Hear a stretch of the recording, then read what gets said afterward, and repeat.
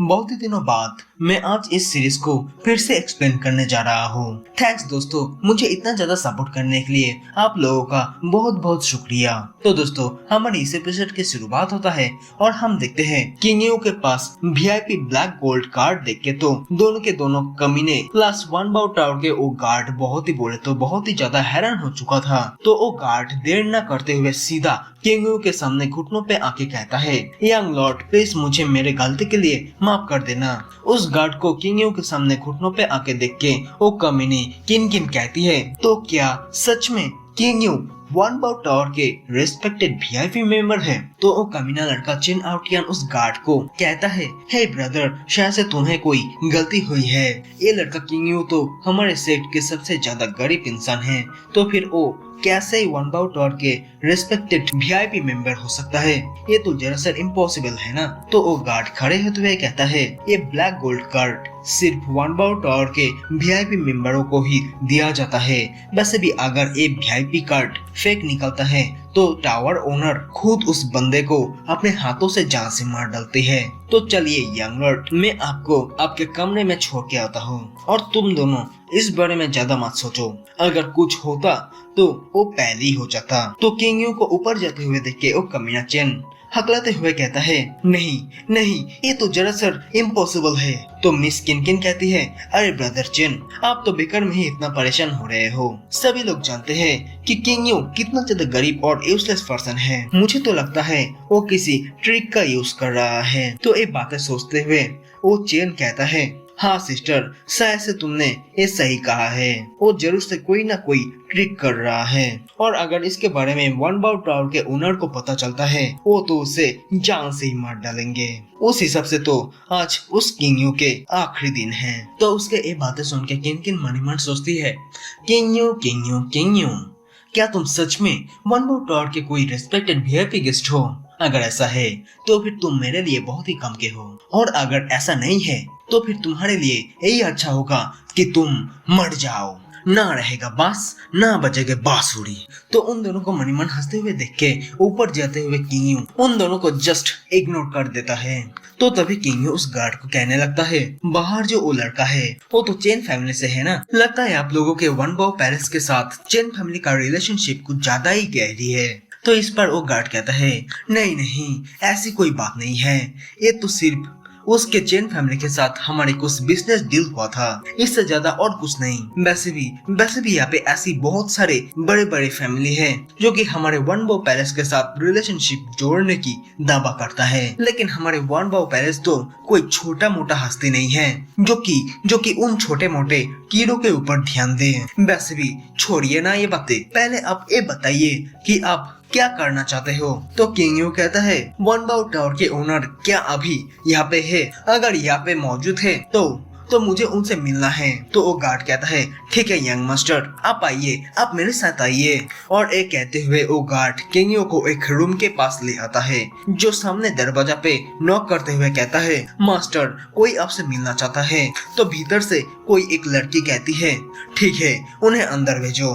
तो king U room के अंदर चला आता है कि तभी एक लड़की फौरन किंग यू के सामने अपीयर होता है, जो अपीयर होते हुए कहती है, तो क्या तुम ही हो हमारे respected VIP black gold card holder? तो क्या मैं तुम्हारे वो वाला वीआईपी कार्ड देख सकती हो? तो वो लड़की जैसे ही हमारे मेन कैरेक्टर किंग यू के पास वो वीआईपी वाला कार्ड देखती है, वैसे ही वो एकदम से हैरान ही रह जाता है, जो ज्यादा देर न करते हुए सीधा घुटनों पे आके कहती है, मुझे पता नहीं था यंग मास्टर कि आप आज और इसी वक्त पर आने वाले हो, तो इसके लिए प्लीज माफ कर देना मुझे।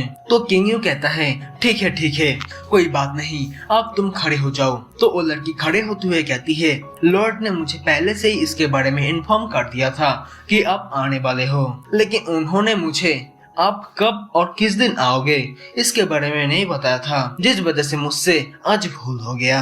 ये छोटा सा 1 बाउ पैलेस तो आपको ही बिलोंग करता है। अगर कोई प्रॉब्लम है तो आप मुझे बेझिझक बता सकती है, मैं पूरी कोशिश करूंगी कि आपको सब कुछ मिल पाए। तो किंग यू कहता है, यहाँ पे तो सब कुछ ठीक ही चल रहा है, तुम भी इस 1 बाउ पैलेस को बड़े अच्छे से मैनेज कर रहे हो, तो फिर मैं यहाँ पे तुम्हारे काम के बीच में इंटरफेयर नहीं करूंगा। तो फिर तुम भी मेरे आइडेंटिटी को किसी के सामने रिवील मत करना, किसी को मत बताना कि मैं कौन हूँ।